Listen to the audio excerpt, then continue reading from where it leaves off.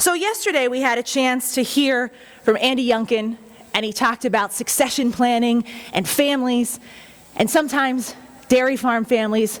It's a little tough going from one generation to the next. How many of you were raised by a hard-headed dairy farmer? Stubborn, I think is the word that they used yesterday. I love him, God bless his soul, but he was able to teach me a lot. Little did I know that growing up and learning hard work from a stubborn farmer would help me in my future career path, because somebody that can be a little more stubborn than farmers might be a whole family of Italians who are passionate about food and doing things the right way. I jumped from television to the private sector 11 years ago to work with the DelGrosso family of companies. We have a video that we'll show, but I'm going to do my introduction, then do the video for you. Speaking today on behalf of the DelGrosso family of companies is our CEO of DelGrosso Foods, Joe DelGrosso. He's a lifelong resident of Blair County and a second-generation member of the DelGrosso Amusement Park and DelGrosso Foods family. That's where he began working at a young age. He accepted a permanent position with DelGrosso Foods in 1979 and has since led the company's rapid growth and development, where he now serves as our president. He was honored with his mother, Mafalda, and his brothers, James, with the Small Business Administration Small Business Person and Business of the Year Award that was presented by President Bill Clinton at the White House in the Oval Office in a ceremony back in 2000. Joe has appeared on numbers of national and regional television shows, even though he'll tell you he doesn't like it, he's really good at it, including the Food Network and NBC's Today Show, demonstrating authentic Italian cooking techniques and showcasing DelGrosso Foods product. He's an active member of his community, and he and his wife Linda have 5 children and 4 grandchildren, right, Joe? Or are we up to 5? 4, okay, all right. We always have to double check. The Italians, we keep growing, the next generation.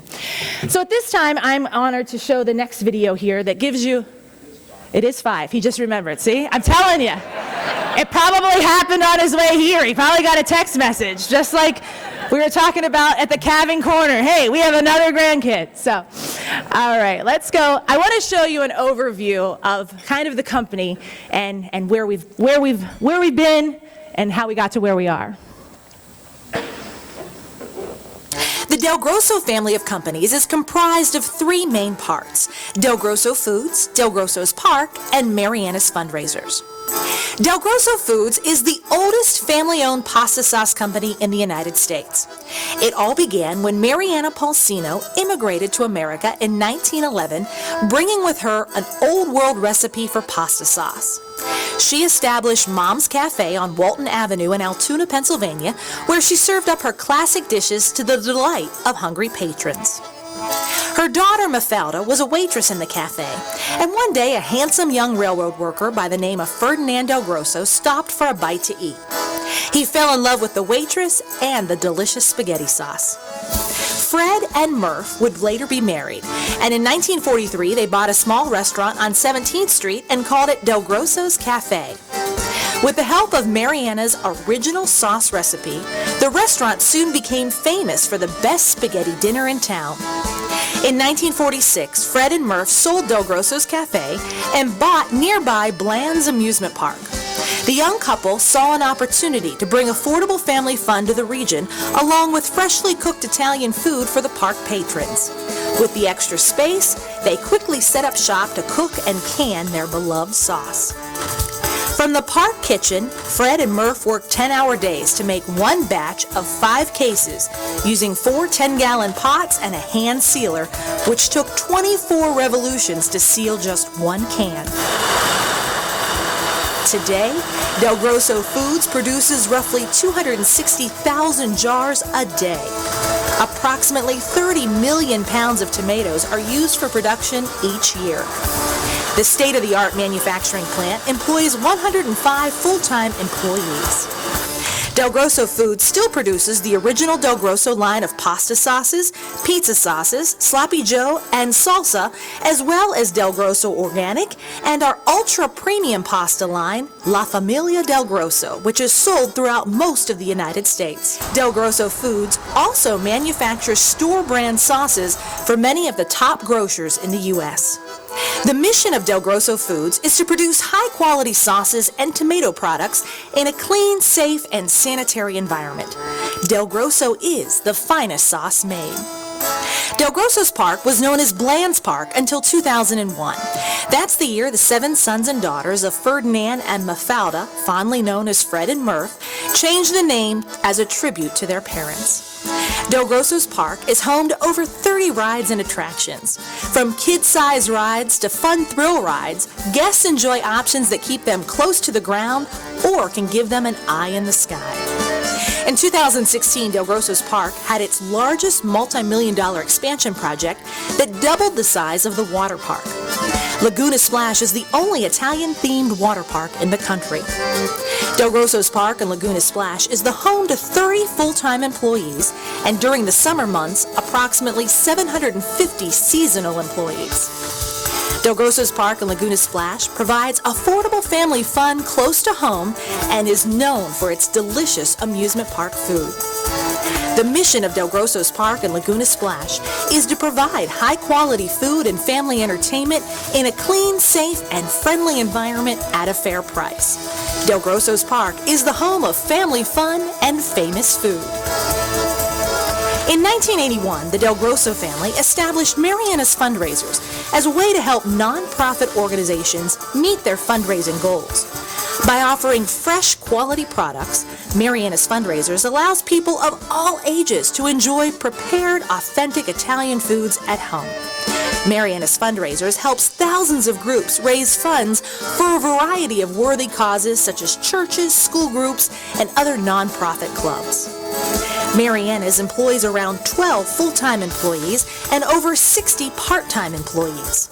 These men and women are the front lines of helping make community groups better by producing delicious pizzas and hoagies on a daily basis.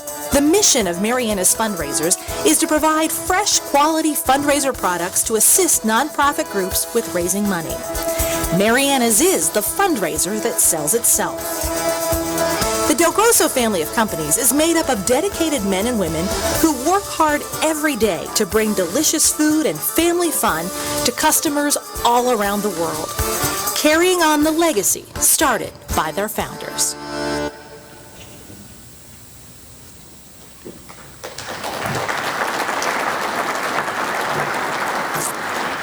So at this time, if you would make welcome to the stage the man that's going to tell you a little bit about how that sauce is made and something very new and very exciting that is happening in Tipton right now, Mr. Joe DelGrosso.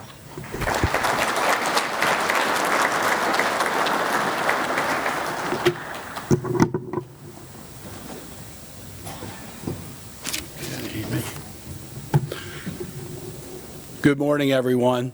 I would like to thank the association for inviting me here today, and just to give you a little bit of a history of our company. I'm sure the video kind of gave you a lot of insight of the different products that we produce from the amusement park side, the Mariana's hoagie side, as well as the DelGrosso food side. And yes, we do have something pretty special here today that I think especially the people in this room will really appreciate, because it involves dairy. And I will get into that throughout this speech, but I wanted to kind of start with, the family. And Amy mentioned that my father and mother really started this company. It was my father's dream as a railroader working as a boilermaker in the PRR, and also his father, but he wanted more out of life. And as he met my mother at that little cafe in Altoona, quite a number of years ago, he had dreams, and those dreams were something that we couldn't even imagine. And I think about what we've done, but what he did in those number of years that he was with us was pretty amazing. And he mentioned, Amy had mentioned the amusement park. And that was really the start after this little cafe that he and my mom started in Altoona. That's where the sauce got started there. But as we moved into that amusement park, we lived in the amusement park. So many of you maybe, grew up on a dairy farm. I grew up in an amusement park. So, my friends who I went to grade school with, they thought that was the greatest thing in the world. We could invite them down to the park, free rides for the day. But my nephew and I, who are the same age, my nephew Carl is only 8 months younger than me. They had a hard time figuring out, how are you his uncle when you guys are in the same grade, same age, and it's simple. I'm the youngest of 7 siblings. Carl was my sister Mary Ann, who's the oldest. I was her son. Just so happened that my mom and my sister had him 8 months apart. So I was never called Uncle Joe in school, but they always thought we were cousins. But that was our life. This is where we started. And a couple funny stories to really begin that. I guess I really think about my park experience because that's really where everything started. That's where I had my first job. That's where 7 of us had our first jobs. But my first experience that I remember, I was probably roughly about 5 years old. And at that time, my parents, with 7 kids, being the youngest, we could kind of run around that park. And at that time, honestly, and this is going back to, let's say, 1962, as 5-year-old, I guess, we could kind of run around and not really worry about someone kidnapping us or someone having an issue with something. It was pretty laid back. So my parents sort of let us run around that park on a daily basis. As a 5-year-old or 6-year-old maybe, I went down to the ticket booth, and the ticket booth was sitting right in front of our carousel. And I went into that ticket booth, and there was a lady in there who had sold tickets for us for a number of years prior to that, Mrs. Peterson. And Mrs. Peterson started smelling something, and she was wondering, what is that smell?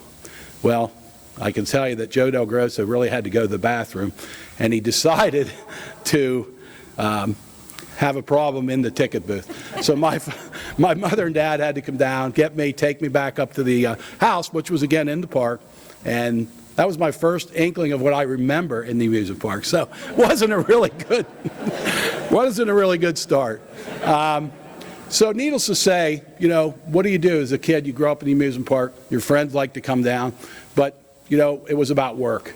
And as kids, we started working in that park. Probably weren't really maybe allowed. I know there were child labor laws and whatever.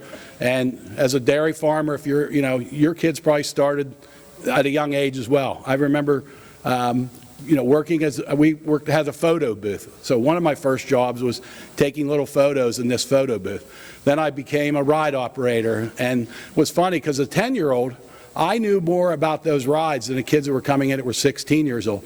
So when they go to their first day on the job, and not really knowing about how to run this amusement park ride, I'd say, you just come over here. This is the way you run this little roller coaster. This is the braking system. Again, back then, think about it, 50 plus years ago, there wasn't a lot of training like there is today. Completely different. Everyone's trained for weeks at a time, all the ride operators, all the food concession people. So it was kind of a neat experience. But again, growing up in that environment, it was great. But then we had to move on. And like I said, my family, my father and mother worked in that park. My mom was 90 years old when she passed away, and she was still in the kitchen at 90. And everyone knows, maybe not everyone knows in this room, but Murph's potato salad is probably the most famous item that we sell at the amusement park. And Murph is my mother's name. Mafalda is her real name, but Murph was her name that a lot of her friends gave her when she was a young kid. And today, Murph's potato salad is still one of literally the best-selling items in the amusement park. On a 4th of July weekend, or on the 4th of July itself, that item alone, we sell about 2,000 pounds of potato salad in one day. And that's peeling fresh potatoes, red skin potatoes, by the way, boiling them, peeling them. All the eggs are fresh made that day. All the dressing is made. Actually, we make that at our plant facility for them now, what used to be made by hand in the kitchen. So again, these are just some of the things. When Amy talks about quality of food, we're very, very quality oriented. It doesn't matter if it's a potato salad. It doesn't matter if it's those baked beans that are baked in the kitchen that we soak them overnight, add our ingredients to them. So we're really about the quality of food in that amusement park, and that's really what we're known for. That's a big step. There are now second and third generation family members in the business, and actually I'm second, and my son Joey, my nephews Michael, my nephews Carl and Scott run the amusement park side of the business. My son Joe is in the spaghetti sauce business, as well as my nephew Michael. You might ask, do you have more than 5 or 6 family members, third generation in the family, because there's 23 grandchildren. So you think about, boy, they should all be working there. We've never told our kids that you need to work in this business, whether it be on the amusement park side, whether it be Mariana's. Sure, we'd like them to be there, but let's face it, there are other jobs out there. I have a son that's an attorney. I have a son that works for a large company in Chicago. I have a son who owns a restaurant in New York, up in upstate New York. My daughter's a PA that's right across at the hospital here, works in the cancer center. We had never told them that they had to work there, and not only that, their skill level could be way different. And not only that, but we don't have enough quote-unquote family member jobs to be able to offer them. They can go out in the business sector and probably make more money than we could offer, and especially in the lean years as we were growing. So it wasn't about being able to, hire all those kids. Yeah, some of them are working for us, but not all. And a lot of them are doing quite well on their own. So again, I know the family farm. When you think about, second, third generation, as we all know, when you get past that second generation, it becomes tougher and tougher to continue that business, whether it be a farming operation, whether it be a spaghetti sauce operation, because things change, families change, and again, that's really a tough part of these businesses, as we all know, that most of these third generation families fail, sadly enough, or sell, which is typically what has to happen. So getting back into DelGrosso Foods, which I'm the president of, although I have my hand in a bunch of things, naturally, because as a board member of the companies, we have lots of family fights, I guess I'll say, because number one, we're Italian. We like to voice ourselves. You see me using my hands quite a bit. That's typical of our family. But so to get back to the sauce side of the business, the company has grown over the number of the years. When we think about, Amy mentioned in that video, 24 revolutions to seal one can of sauce. And again, back then it was cans. Today, if you see our products on the shelf, it's glass bottles, typically. We don't have any more cans. We used to have a small little pizza sauce can. They are now in glass. We also run plastic containers, bottles, PET. So we have 4 different facilities currently under our umbrella as far as the sauce side of the business. The Tipton warehouse facility or manufacturing facility is about 105,000 square feet. The Crystal warehouse and production facility is 166. Gardner, Denver, you might say, well, Gardner, Denver, they were in the fracking business. They were repairing a lot of the fracking equipment here in central PA. They had a plant that literally was only a half a mile from our facility in Tipton, right by the amusement park. They closed that facility about 2.5 years ago when fracking started to go down. And we decided we needed that facility for warehousing, so we also took on that facility. And then the Ward warehouse, one of the main reasons, that's in Altoona, PA, you can see 100,000 square feet there. That is where our tomatoes come in from California. So all our tomatoes that we're bringing in are rail card in from the California area. They're processed in the summer months out there. So when you think about 12 million to 12.5 million tons of tomatoes are processed in California every summer. They start July 1st and they run through usually about mid-October. So every company in the U.S. and also in the world who buys from California is buying a processed product. So you're buying either tomato paste, you're buying diced tomatoes and juice, you're buying ground tomatoes. These are all different specialty types of products, similar to what you would buy in that little can in the grocery store. So our tomato paste might be more concentrated, because if you don't so we buy a 28 or 31% concentration. In the grocery store, yours might only be at 24%. So literally we can add more water, and we're shipping these large totes of 3,000 pounds of tomatoes in a rail car, of usually 60 bins in a rail car. We bring in about 5 to 6 rail cars a week because as Amy mentioned, I think in the video, that's 30 million pounds of tomatoes. That equivalates on a fresh basis to about 150 million pounds. Because when you think about concentrated tomato paste, it is not a tomato, as you guys know, 5% water, 95% water, 5% solids. So when we buy these 28%, 30% products, they are concentrated. So to make that product for us, it takes 150 million pounds roughly of tomatoes out in California to produce that. When you think about H.J. Heinz, think about tomato ketchup. Think about the sales they have nationally, worldwide. Their volume is through the roof. So we're a small potato compared to that, but we're still bringing in a lot of product. So all these different facilities are doing different things. The Gardner, Denver facility right now, we have a company called Aldi you might be familiar with. You might have a store in your area. We're probably Aldi's biggest supplier of sauces in the U.S. We supply them almost 2.5 million cases a year of red sauces. And I'm going to talk about the other sauces later. So we have to mix and match. If you notice when you go into an Aldi store, they have product that's in a box. They do not put it on the shelf. And they want product like they want flavors in each of these SKUs. So we have a roasted garlic marinara that goes in one SKU. There's a marinara, or there's a tomato basil meat flavored in another.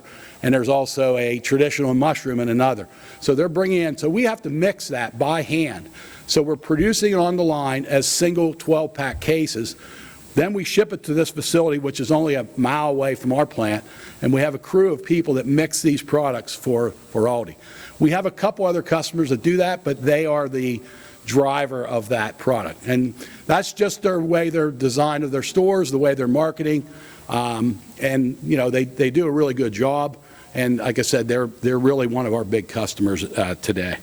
When we talk about the various sauces that we make, so we make organic, we make a conventional sauce, which is non-organic, and then we also have a kosher certified product and so forth. And they can be made in a variety. So when we talk DelGrosso, let's talk about that first. We have, and I'm going to skip the manufacturing capabilities here. Yeah. Well, maybe I'll do that, and then I'll lead into that since we're on that screen. So our facilities are very ultra modern, and we can produce a lot of product per day because our volume. We're producing in the sauce facility in Tipton currently, as you can see, 7 million cases a year, and that's a lot of product. We can run about 260,000 jars a day.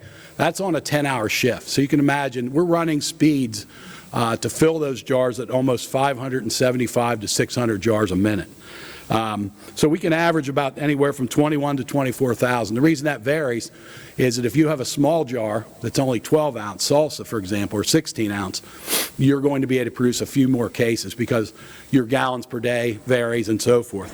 The new production facility, which I'll just mention briefly here because we'll get into it more, is going to produce a little less. There's a lot more involved with producing the white products, but you can see about 16 to 17,000 cases a day. Our first year of production, which we're hopeful to get started here very shortly, looks to be around 4 million cases a year. Our customer base, so really we have 3 customer bases. We have let's just talk about, we have DelGrosso brand first, and that is the product that we've been making for literally 76 years. And that is our DelGrosso traditional brand. Our La Familia brand really didn't kick into about 15 years ago, but the DelGrosso brand has been there for a long time. We also supply, and again, it was mentioned in that video, half of the top 20 grocers in the U.S. with their store brand. So I can tell you, if you go to a Wise store, if you go to a Giant store, if you go to a Martin's grocery store, because that's part of Wise, or if you go to Giant Eagle in Pittsburgh, if you go to Meijer in Michigan, if you go to Publix in Florida, these are all brands that we make under the store brand concept. One of the big questions we have, or that we get, is that product the same as your current DelGrosso? The answer is no. Doesn't mean it's not a good product. It just means that it's different from our brand. And we usually don't take our brand and private label it or store brand it. So that is the difference, and that's always a good question that people bring up. Co-packing. This was a new concept for us about 15 years ago. And so the difference between a private brand that we make for someone is that we still control the labeling, we control the ingredients, the formulas. So when you go to a store brand, typically we formulate that to them, but they may ask, and this is an example. So different parts of the country, they have national brands, you name them, Prego, Ragu, Classico, whatever. When you think about our store brand business, it's gauged on the fact that we make those products to match some of those products that are national brands. So if you go to Michigan, I'll just give you Meijer. It's a big customer out there of ours. Been there, we've produced their private label store brand for 35 years. They, in their area, Prego is a very dominant sauce compared to Ragu. They look at their market data and they say, we want our private label or our store brand to match a Prego.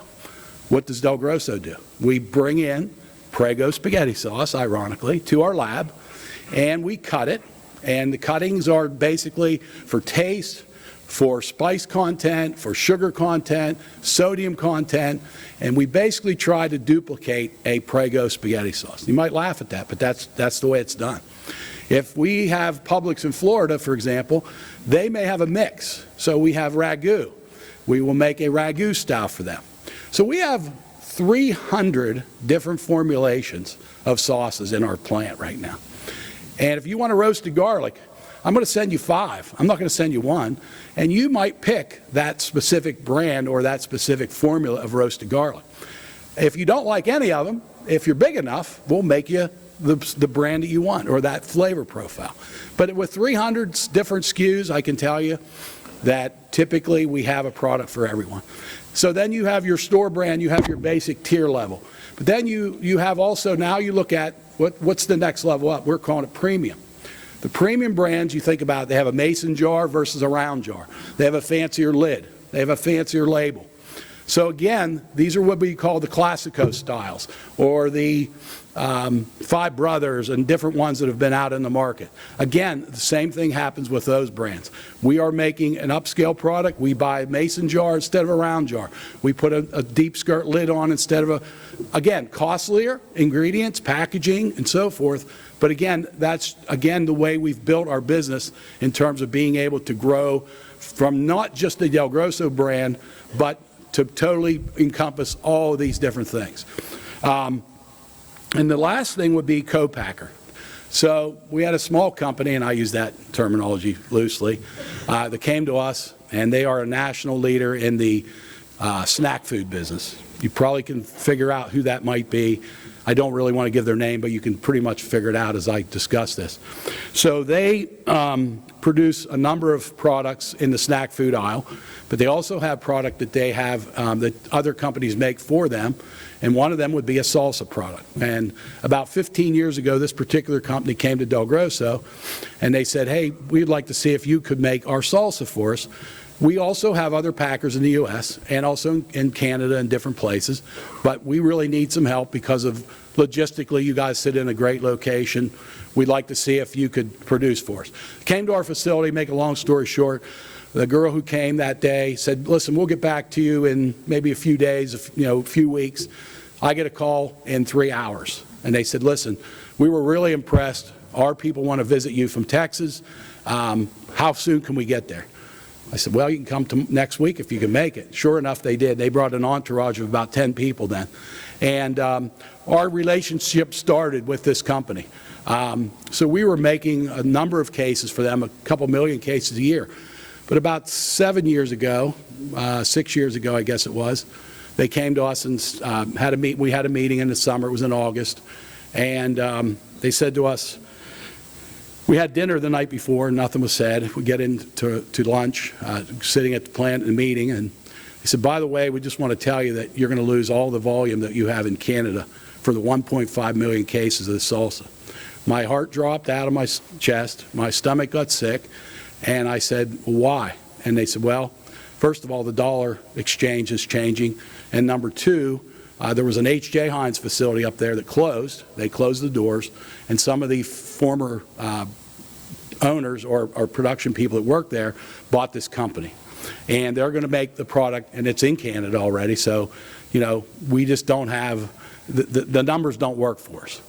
So the only thing they said to me was, you know, listen, we have possibly an opportunity for you to produce U.S. product, which would be under the, so being able to be sold in the U.S. Same product, exactly, but being able to sold. I said, well, let me know. A week later, because it was the right timing, and I believe me, I say this is the right timing because it was, we set out, we had other customers that were interested in red spaghetti sauce, but we had not pursued that because we had this other volume. And in about a matter of a month, we filled that 1.5 million cases of red spaghetti sauce. They came back literally a month later and said, oh, by the way, we are going to have you produce in the U.S.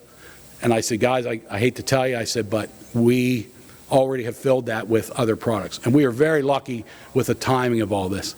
And the only reason I mention that is this is still the same company that came back because they liked how we did business. They liked the quality of our products. And they came back. We decided we would still consider making product for them. So we started making a much smaller volume for the U.S. market up until this year. And again, this is leading into what we're going to talk about here, and I don't want to keep dragging this out. The DelGrosso, you can see the original DelGrosso, which I've already talked about, the salsa, the pizza sauce, the Sloppy Joe products. The La Familia product was again introduced about 15 years ago. That's kind of an upscale product line that we produced. It has Italian plum tomatoes in it versus the California tomatoes. So we're bringing in product from Italy in very small batches. And when I say batches, small can. So think about the totes of tomatoes we bring in from California. We're bringing in number 10 cans, which is a lot more labor involved. And is the product different? Yes, it is different. It's a much lighter tasting product, a lot more olive oil and things like that. And it is being sold nationally versus being our DelGrosso brand, which we've kept on a regional basis for all these years, for 75 years. Organic, again, is another item that we came out with probably about 20 years ago. We have changed the labeling just in the past year. We updated labeling on both the La Familia and the organic product as well. Quality control programs, you know, you can read basically committed to, you know, QA, SQF certified, GSFI, Silica level 2. You know, we have a lot of dedicated workers. I can tell you that our biggest problem is that we have people that have worked there for 30, 40, and even 50 years. Some of these people have retired in the past 10 years. We have a ton of new employees. With the new facility that's going to open in the next week to 2 weeks, we've just hired another roughly 50 people that are going to be operating and running that facility for us.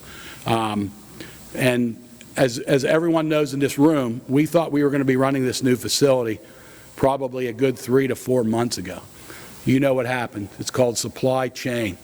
Major issues, whether it be steel, whether it be you name it, it was there. So we're really anxious to get open. It's a major project, well over $65 million investment by our company. Again, the largest ever. It's kind of scary. I'm 65 years old. I'll be 66 years old. It kind of matches the dollar amount of my age, which is, I'm not sure that's good or bad, but, and I never thought I'd be saying that we would be doing this. But it happened, and I'll give you kind of some of the reasons for it as well. Just kind of ingredients, and we'll talk, again, this gets into the dairy part, but in our current facility, and Amy, I think you did say 30 million. It's actually, this year's up now. It's 40 million pounds of tomatoes, which I thought was wrong, but I wanted to verify. It's an older video. So this is part of the dairy, and I say new production facility. 3 million pounds of cheese is going to be used in our facilities, both facilities, this coming year in 2023. Currently, the Pecorino Romano product, the Provolone, Asiago, are all used in our current facility at about roughly 500,000 pounds a year. The other multitude of millions more pounds is going to be from two products. One is going to be a queso product, which you guys again are familiar with, I'm sure. It's a dip, a yellow cheese dip. The other products we're going to be making in the new facility are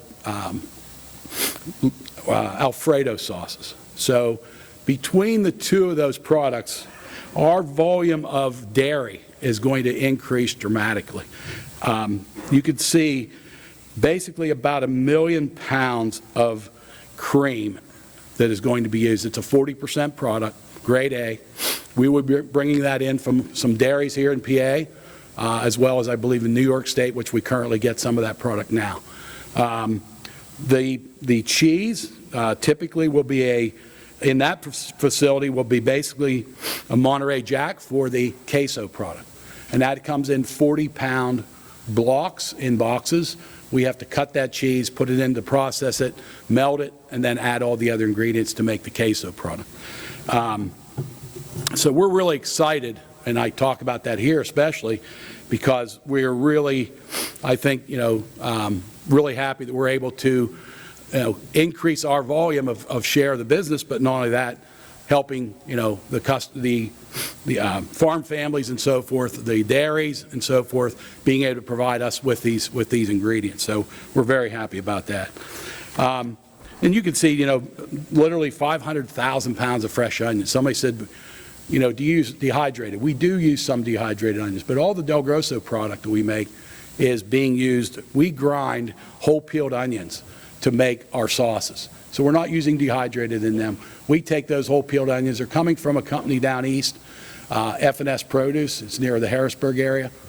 They peel that product for us, ship it in 40-pound bags, and then we grind it and puree it, and then put it right into the sauces on a daily basis. So expansion, again, I've already mentioned this. The enterprise warehouse is the current warehouse where we do most of the mixing of the products. When you go to the Crystal Lane, what you can see in the background with the round cylinders, that actually is, they are the retorts. Now, the difference between the current facility and the new facility when we're making low acid food versus high acid. So in our current facilities, high acid food would be spaghetti sauces, have tomatoes in them. pH level would be 4.4 or lower. So it's very acidic, I'll call it. When we're starting the new facility, this is on the other end of the spectrum, which is low acid foods, which typically a queso product or an Alfredo might be up in the 6.5, 6.4 range. So the process of cooking is very, very different. Everyone in this room probably now has an Instapot, or if you don't, you're going to buy one. So what these are large Instapots is what I'm going to call them, or large pressure cookers, however you want to describe it.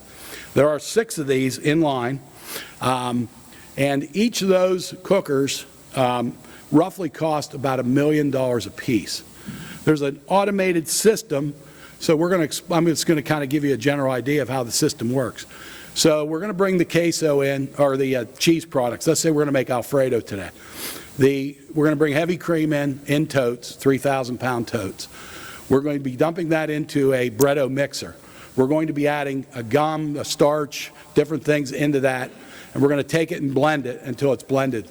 We're going to go to an homogenizer, which is then going to homogenize so that we keep that in suspension so we don't get separation, just like you would do milk, basically. From that area, we're going to go to a cook kettle, and we're going to bring the product up to a temperature, let's call it about 160 degrees. That's still not fully cooked. We're just getting it up to temp. We're melting everything together. And then we're going to send that product to these cookers. There's an automated system. It's a trolley system that works back and forth that goes to every cooker. We put the product, again, loaded into baskets, and every jar will be loaded into baskets, and there's layer sheets that go in between. Once you get 4 baskets loaded with jars of full product, it automatically takes them to the cooker that is responsible to cook it. It brings the product into the cooker, the door shuts. We then fully immerse those baskets of jars in a water bath.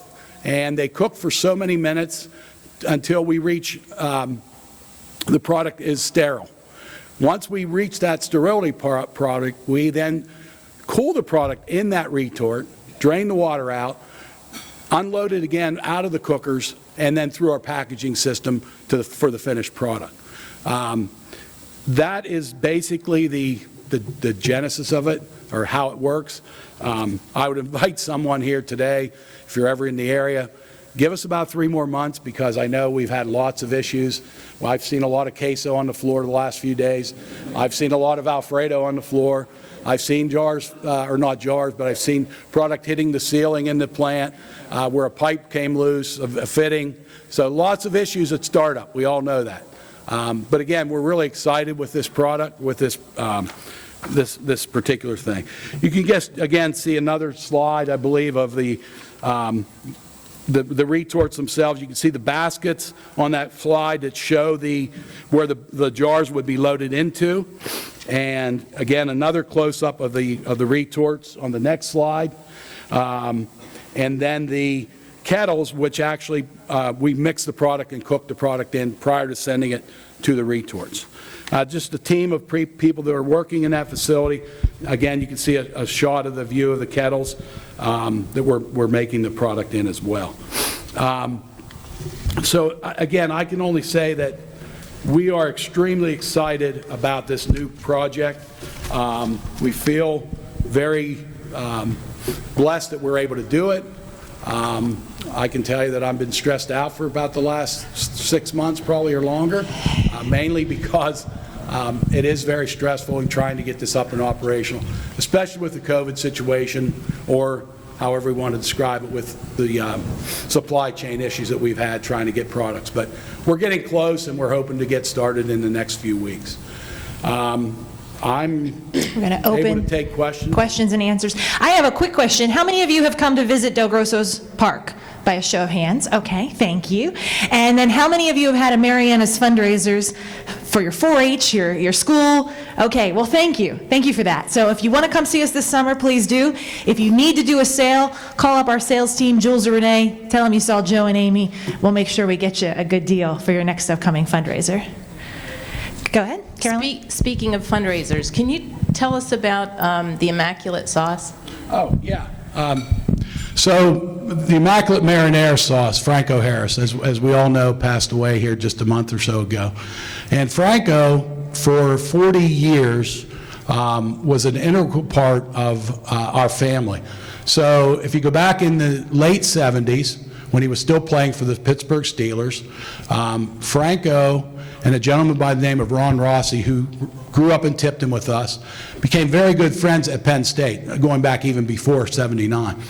And Ron brought Franco to Tipton to meet my father and mother when he was playing at Penn State. Number one is Ron was an Italian boy, Franco an Italian kid from New Jersey, brought him to his mom's house to cook him a good Italian dinner.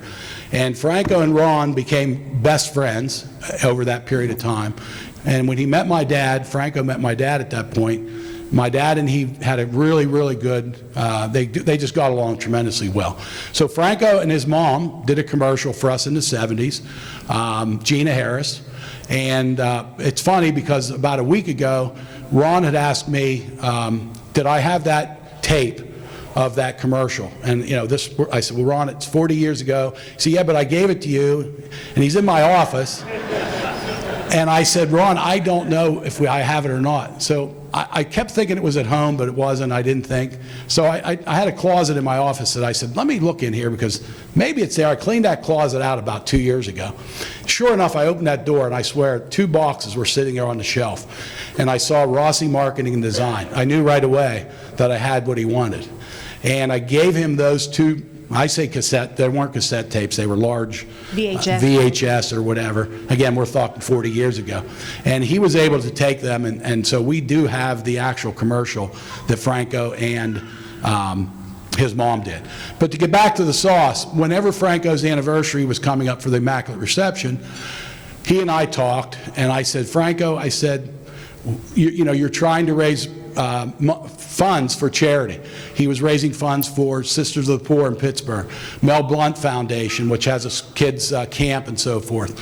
And I said, what about if we do a Franco's Immaculate Marinara sauce? He looked at me, he said, you know what, that's a great idea. So we ended up doing this product, 50 cents per jar, went to charity, and most of it, I believe, is going to go to the Sisters of the Poor. I can't verify that yet because Dana, his wife, and I haven't really connected on this because I've kind of let her mourn and so forth over the past month. But basically, we've sold roughly, it looks like, somewhere between 80 and 90,000 jars, which will be about a $40,000 to $45,000 contribution to the charities of his choice. One I know absolutely will be Sisters of the Poor. We are finishing that sales on that product. There may be a few stores that still have it. Giant Eagle, for example, I know in Pittsburgh had some product left. They were selling out. A couple of our local stores, they did as well. But again, with Franco's tremendous charitable, and he did so many things like that that I never even knew about in the 40 years. So that's how that really got started. And we're hoping to make that donation literally in the next week after Super Bowl, which will be Sunday. Any other questions? If I don't see hands, I'm Yes, going sir. to ask more. How have you dealt with labor challenges? How have we dealt with labor challenges? So if I go back a year ago, I think a year and a half ago, it was extremely tough. We weren't sure. We were opening this new facility in a couple weeks, and were we able to get the employees that we needed? 50 full-time employees we're needing, roughly 45 to 50.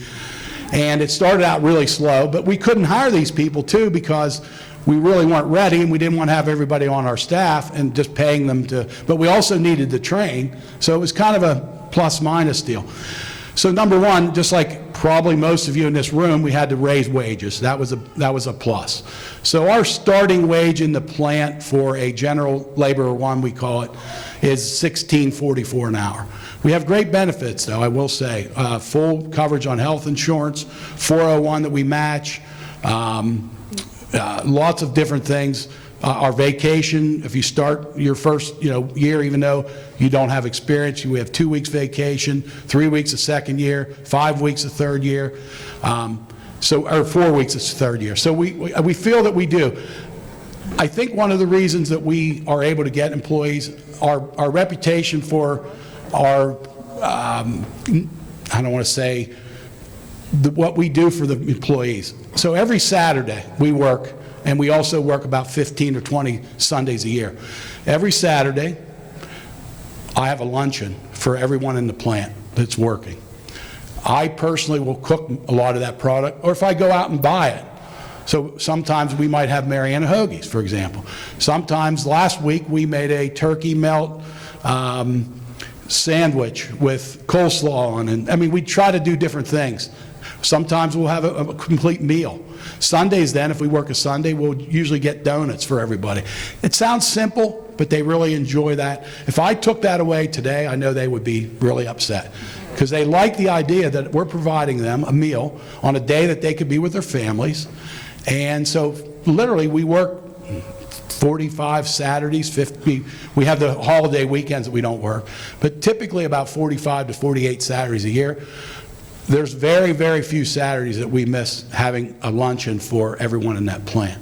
Again, we have a lot of people who've been there, I guess, as I mentioned, 30, 40, 50 years. I wish they're still there.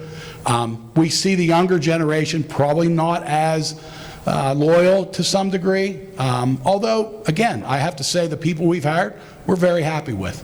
Can we get them to stay for 30 years or 40 years? I hope we can. But it's been a challenge, but we have hired enough people in the new facility to be able to start. We are training up there. They're running product, even if they run water in jars to run through the labelers or through the tray packers or whatever. So, yeah, it's been tough, but honestly, I think we've gotten through that. Hopefully that answers that. Yeah, and that's on the full time. Yeah. Again, on the park side, getting 650, mostly Gen Z. We talked a little bit about this, yesterday.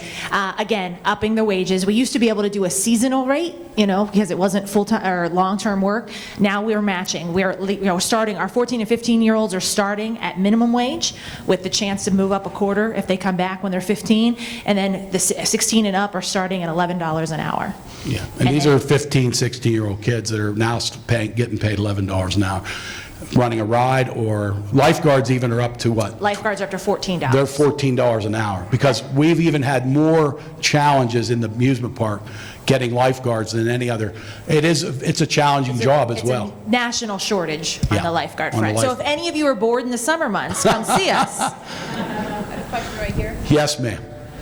My question is on packaging. I've often wondered this whenever I'm shopping pasta sauces, and we're getting some, we know that off flavors and things like that happen on the dairy side when we put them in cardboard, and we've moved away from that, but there is a push for environmentally friendly to go back to cardboard.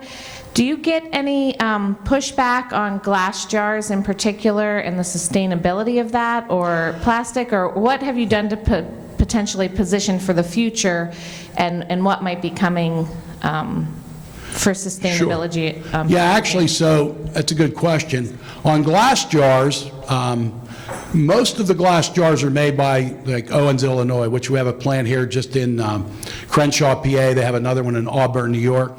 Crenshaw is, I call it Du Bois area, basically, if you're not familiar. Brockway is really where it is.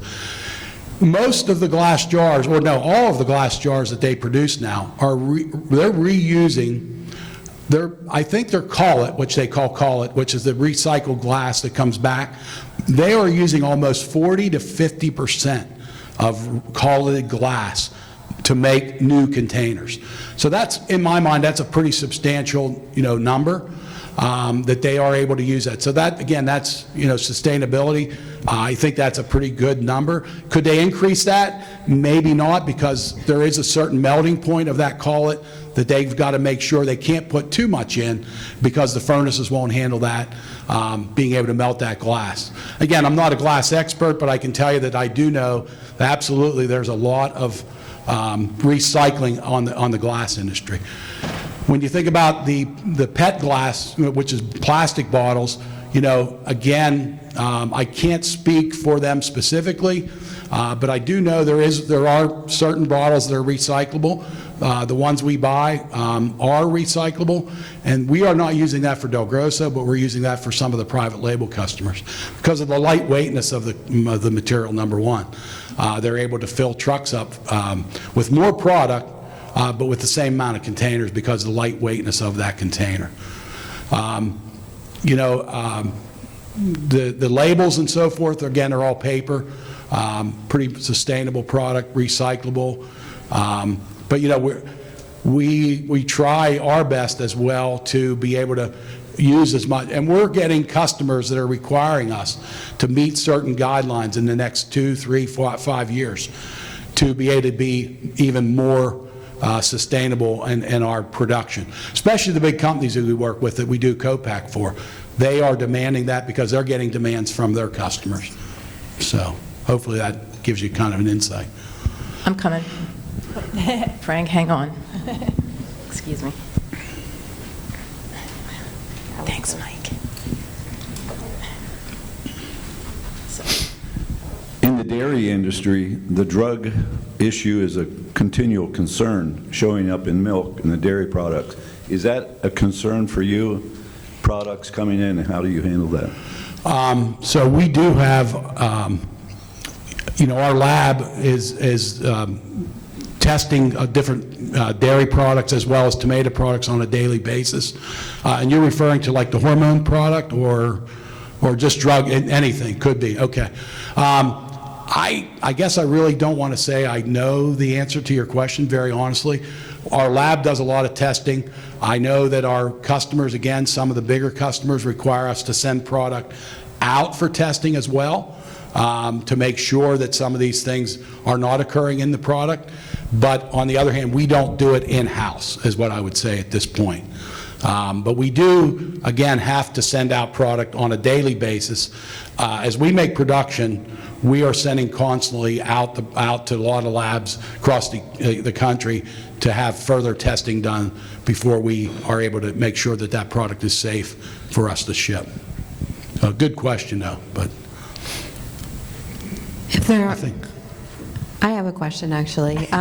Joe, you talked about on our call about how you're sourcing your dairy ingredients, and honestly, until that call, I never even thought about you using dairy a whole lot. Right. Which I don't know how many people, when you thought about DelGrosso, really thought of them. We're always talking about adding more dairy companies to Pennsylvania, and we don't often think about these other companies that are using dairy. So can you talk a little bit about what you were sharing about your whole experience with sourcing dairy, how you're sourcing dairy, and some of the challenges we were finding, which was interesting? Yeah, so for the national customer that we're providing the queso for, they have contracts. They're a large concern in the industry. They were able to source a lot easier than DelGrosso is as a smaller company. Because on a toll fee basis, what we're providing that company is a actual price to make the product, period. All the ingredients, whether it be the cheese or the glass jar, the label, the cap, packaging materials, they are a set price. So at the end of a month, if an ingredient would go up on a co-pack type product, i.e. salsa or queso, we are not responsible for the additional cost of that ingredient cost. And as you all know, things have gotten crazy in the past 2 years with costs going up dramatically. Because we set a toll fee, though, we have to live by that toll. So the toll fee, let's just pick a number. We're charging $3 per case to make your product. If the ingredient cost goes up by 10%, we reconcile at the end of that month with that customer so that we're not losing anything. We're purchasing all the materials, but we're purchasing them off the national contract that those particular companies have with lots of different companies across the U.S. So we are not losing anything in terms of the toll but in our case, if we go back to DelGrosso private label that we produce, store brand, we're responsible for the jar, the cap, the cream, the tomatoes. So last year, just to kind of give you a general example of that, we really, really took a beating in 2022. We had caps, closures, that went up 51% in 2022. 51%. We had tomatoes that have gone up tremendously. California, we were paying 40 cents a pound for tomatoes 2 years ago. We're now going to be paying roughly 80 cents a pound for tomato product coming out of California. Double. So in our history of 76 years, there were times that we would go for 5, 6, 8 years straight without even an increase of a nickel. I can tell you the past 2 years, we have had multiple increases at double percentage increases on sauces. I mean, it was common for see DelGrosso on the shelf at Giant or Wise or whatever, Giant Eagle, 10 for 10. That was a common thing over the years. Now, it's funny because when I go back to 1980, we were producing it in a 32-ounce jar. And you think about, some people call it a cheater pack, however you want to say it. I forget what the new term is. But now, so then it changed from 32-ounce to 30-ounce. Well, guess what? 30-ounce became obsolete because the national brand said, well, it's costing us too much money. We're going to 26-ounce. So spaghetti sauce about 20 years ago went to 26-ounce. Where are we at today? We're at 24-ounce. And that's been probably 20 years now. Is it going to go to 22-ounce? Don't know that. We don't really control that aspect of it because the national brands, if they change sizing, we are almost forced to change to match them because we've got to compete in a lot of ways. And they're so powerful that if they change 24-ounce to 22, eventually we're going to have to change it, or we're going to be, because we're going to be uncompetitive in the marketplace. On the cream side, for example, that we're talking about here, so we are going to be, sourcing that cream, which we've been working with a couple companies here locally, actually. We do buy from a source right now in Williamsport. And the cream side, they're going to be hedging product for us. We have to give a monthly average of what we're using, and if it's 20,000 pounds a week, or 100,000 pounds a month or whatever, then if we only use 80 of that, depending on the market, we have a set price, but if we're using more, we have to go on the market and pay spot market. If we use less, then there's going to be a difference of, if it's a higher cost, we actually get a check in the mail. But if it's a lower cost, then we've got to pay the additional, for it. So and I'll be very honest with you, this whole dairy thing for me and our company is brand new. So we've really been learning a lot in the past month or two, because we didn't really understand. We saw dairy prices go up. We saw cream prices. We saw butter going crazy, as we all know. And all the cream pricing, as you guys probably already know this, is really based on the AA butter market. That's how they derive the market for the cream that we're buying for the Alfredo product. And again, that 1 million pounds a year, we're probably going to contract maybe 75% of that, and then look for spot market on the other 25. Not knowing our daily, weekly, monthly usage right now, especially when we're starting up. So we're pretty much going to do spot for right now for a good month. They're claiming that usually in March, that pricing is usually advantageous to do a contract for the balance of the year. If I'm mistaken on that, I apologize, but like I said, these are relatively new things that we've been learning about as we go, because we have never been involved with this much dairy. We've been involved in the cheese market. It's pretty much always been spot. But this new dairy thing with all the cream and so forth. On the Monterey Jack, we don't have to worry, again, because our sourcing is coming from the national company that we're producing for. If that Monterey Jack goes up by 10 cents or down by 10 cents, we are not eating that either way. We're not profiting on it, because we are only giving a toll fee to produce the product rather than having to eat or make money on the cost of that cheese. Does that make sense? I hope One it does. final question back here. Yeah. I know, it's what? Oh, okay. I think you touched on this before about the store brand and your brand. Yes.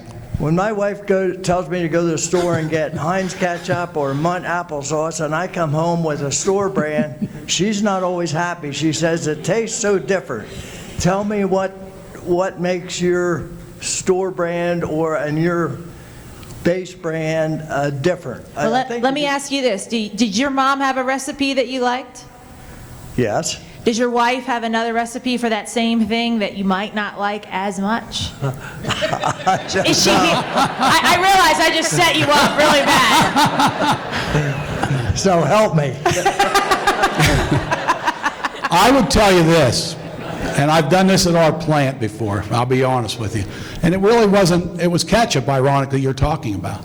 And I've had different guys in my plant that work for me, and we have Heinz ketchup in the refrigerator. So one time I think I brought Heinz ketchup in, and they were looking at it like, oh, that's no good. That's not the same as Heinz. And I said, okay, I'm not saying it is or isn't. We're going to do a blind taste test, because that's the only way to prove to me that Heinz is better, or you like the taste better, or whatever, right? So we did. Do you know what happened? They couldn't tell the difference.